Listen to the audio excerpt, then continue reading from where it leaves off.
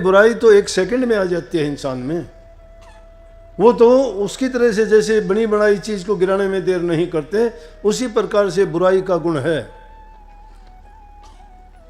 तो अपने ऊपर हमें अपनी जांच परख करनी चाहिए सत्संगियों को, कि मैं पहले कितना क्या करता था, अब मैं क्या करता हूँ। आप सभी को प्यार भरी राधा स्वामी जी। देखिए, जो आज का सत्संग का विषय है उसमें महाराज जी ने बताया कि अगर इंसान मन को जीत लेता है तो वह सबसे बड़ा युद्ध जीत लेता है।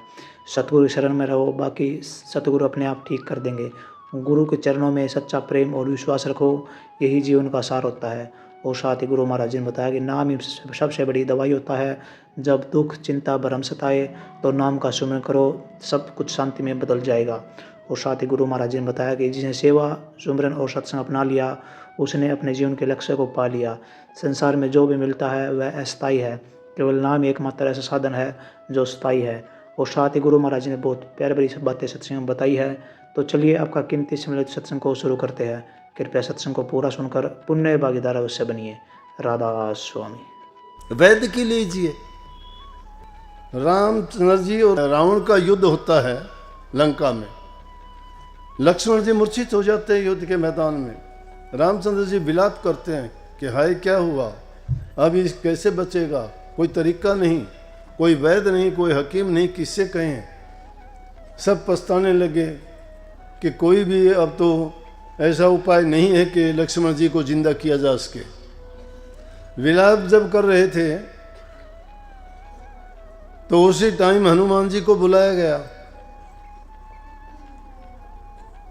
हनुमान जी को बुला के कहने लगे कि वैद्य की जरूरत है, कहाँ से लाएं। बोला कि लंका में से ले आता हूँ।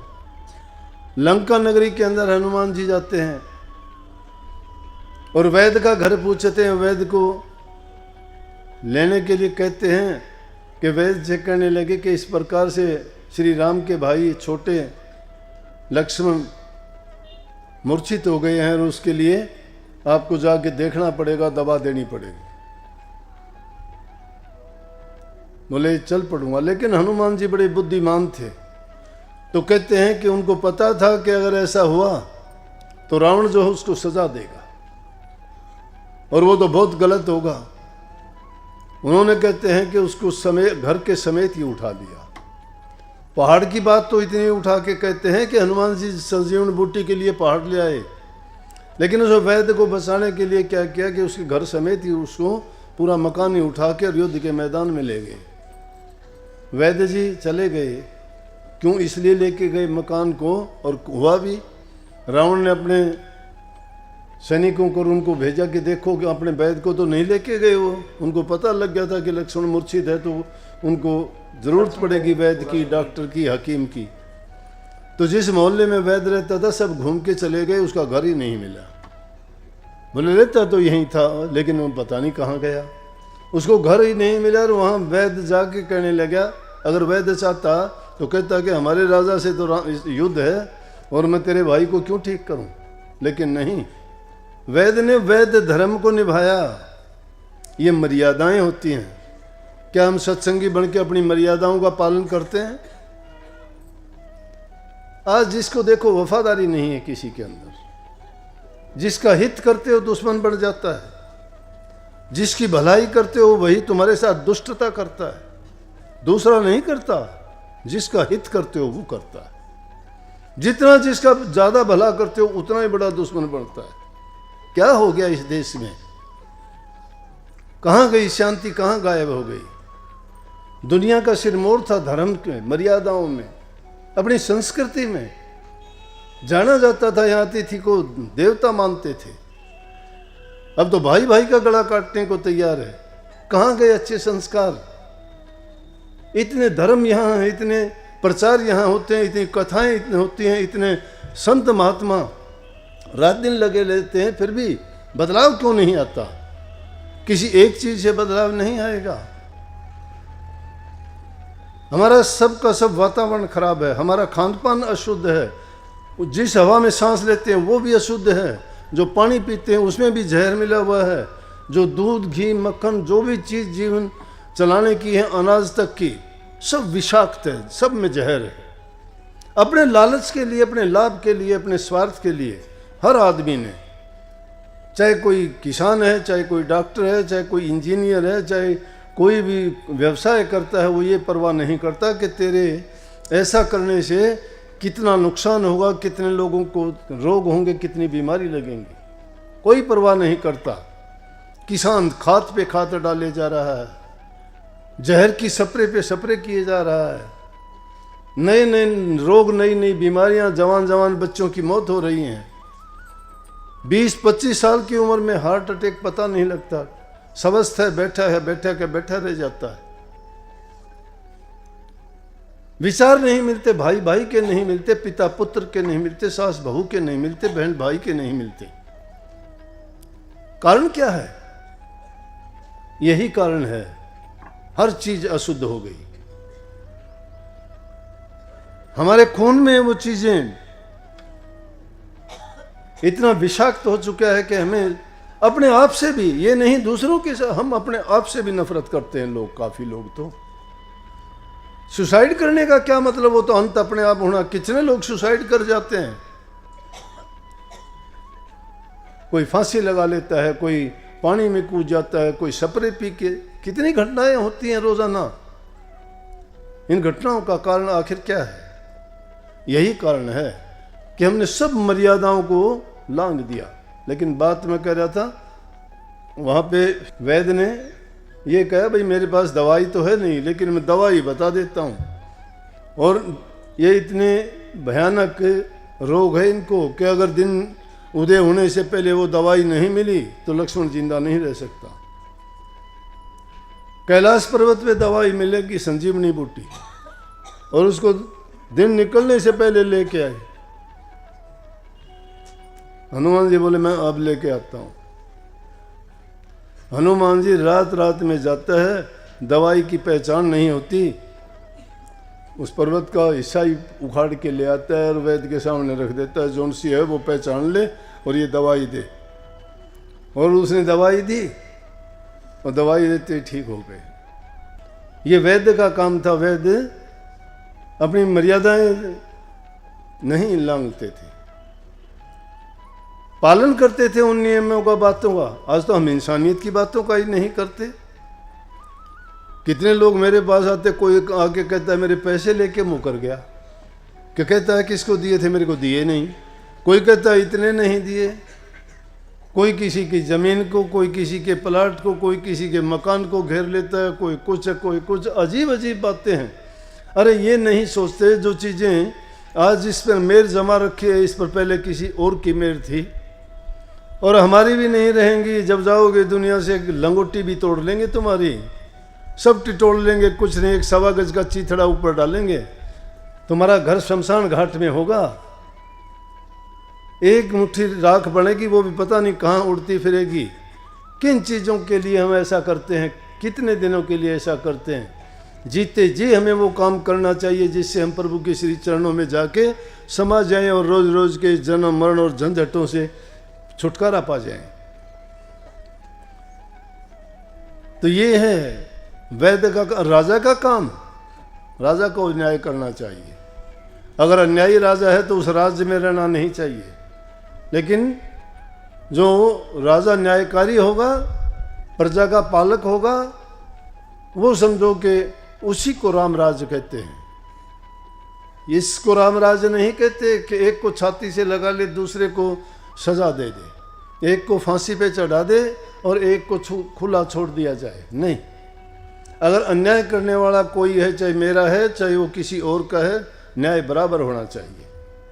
न्यायाधीश होके न्याय बराबर करे, राजा होके सबसे समान व्यवहार करे, क्योंकि प्रजा उसकी संतान होती है। जिस प्रकार से माँ बाप अपनी संतान से कोई भिन्नता नहीं रखता, सबसे उनकी हैसियत के अनुसार प्यार करता है, उसी प्रकार से राजा को भी अपनी प्रजा से प्यार करना चाहिए। इसलिए अपनी जगह पे रहते हुए हम सत्संगी का नाम धराते हैं। क्या हमारे में अंदर सत्संगी के गुण आए? जब ये छोटी छोटी बातें हमने निंदा करनी नहीं त्यागी, घरों में हमारा प्रेम नहीं है, हमारा प्रेम नहीं है, हम किसी की बात सुनने के लिए तैयार नहीं हैं, अहंकार और अभिमान इतना है कि हम अपनी ही बात को पूरा करवाना चाहते हैं, दूसरा चाहे उसमें कितना ही कष्ट हो। झूठी बात को हम अपने सच्चा साबित करने चाहते हैं, सच्चे को झूठा बनाना चाहते हैं।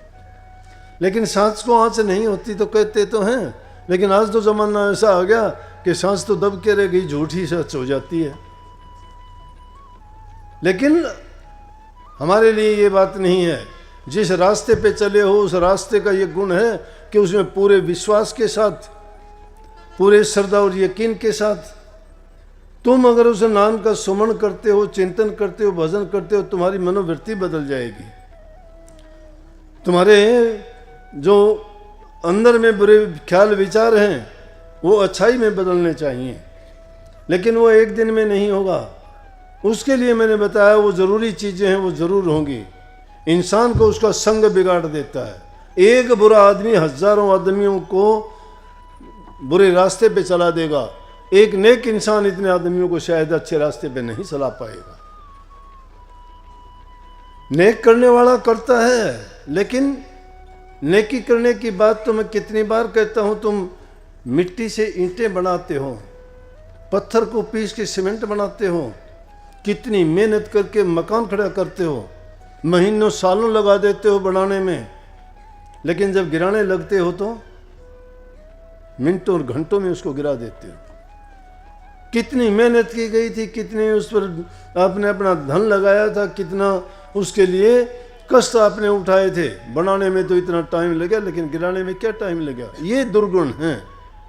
अच्छे गुणों को आदमी को कमाने के लिए पूरी जिंदगी लग जाती है, और फिर भी शायद वो नहीं, उनसे कभी ना कभी कोई ना कोई गलती, कमी, खामी रह जाती है। परंतु बुराई तो एक सेकंड में आ जाती है इंसान में। वो तो उसकी तरह से जैसे बनी बनाई चीज को गिराने में देर नहीं करते, उसी प्रकार से बुराई का गुण है। तो अपने ऊपर हमें अपनी जांच परख करनी चाहिए सत्संगियों को, कि मैं पहले कितना क्या करता था, अब मैं क्या करता हूँ। उसका भी अभिमान नहीं उसको याद। काफ़ी लोग मेरे पास आके जब बात चलती है कहते हैं जी बड़ा खुश होता है कि आपके संपर्क में आया, मैंने शराब छोड़ दी। अच्छा, बहुत अच्छी बात है, क्या हुआ? बोला ना जी 3 साल हो गए मुझे, मैंने 2 मार्च को छोड़ी थी आपके जन्मदिन वाले दिन। मां नहीं छोड़ी तूने। बोला ना जी छोड़ दी, किसी से पता कर लो। मां अभी जिंदा है तेरे में, तुझे याद है कि तूने 2 मार्च को छोड़ दी थी। जिसको छोड़ दिया उसको याद क्या करना, भूल जाओ। जिसको पीठ दे दी उसको याद नहीं करना। याद करते हो तो अभी उसी में घूम ही रहे हो। वो जिंदा है, वो याद है तुम्हारे दिल में। बुराई को इस तरह से त्याग दो, उसको भूले से भी कभी याद ही ना करो कि उससे कोई संबंध था। जिसको छोड़ दिया पीछे, उसकी तरफ मुड़ के जाओगे तो नहीं, बीता हुआ समय हाथ नहीं आता। इसीलिए उसको भूत कहते हैं। और आगे आने वाले के लिए कोई निश्चितता नहीं है कि तुम उसको हासिल कर पाओ, लेकिन मन में पूरा यकीन और आस्था के साथ जब चलते हो तो अपनी मंजिल को जरूर पाओगे। सत्संग को पूरा सुनने के लिए आपका धन्यवाद। हम आशा करते हैं आपने सत्संग को बड़ा ध्यान से सुना होगा। 1. सत्य का मार्ग अपनाना। सत्संग हमें सिखाता है कि जीवन में कभी झूठ का सहारा न लें। सत्य ही वह दीपक है जो हमें अंधकार से प्रकाश की ओर ले जाता है। 2. प्रेम और दया का भाव रखना। सत्संग की पहली पहचान है प्रेम और करुणा। हर जीव में प्रभु का अंश मानकर सबके प्रति दया भाव रखें। 3. सेवा ही सच्ची भक्ति है। सेवा बिना भक्ति अधूरी है। जो दूसरों की निस्वार्थ सेवा करता है वही वास्तव में परमात्मा की पूजा करता है। 4. मन को संयमित करना। सत्संग हमें मन और वचन पर नियंत्रण सिखाता है। मन को नियंत्रित करने वाला व्यक्ति ही सच्चा साधक कहलाता है। 5. नाम सिमरन की महिमा। सत्संग में बार बार बताया जाता है कि प्रभु के नाम का सिमरन ही मुक्ति का मार्ग है। नाम में वह शक्ति है जो आत्मा को ऊंचा उठा देती है। 6. संतों की संगति का लाभ। संतों की संगति में रहकर मन निर्मल होता है। उनकी वाणी हमारे भीतर प्रकाश जगाती है और हमें कर्म, ज्ञान और भक्ति में दृढ़ बनाती है। 7. अहंकार और क्रोध का त्याग। सत्संग हमें यह सिखाता है कि अहंकार और क्रोध से विनाश होता है। नम्रता और क्षमा से ही जीवन में शांति आती है। साथ ही अगर आपको सत्संग अच्छा लगा तो कमेंट बॉक्स में राधा स्वामी अवश्य लिखे। राधा स्वामी जी।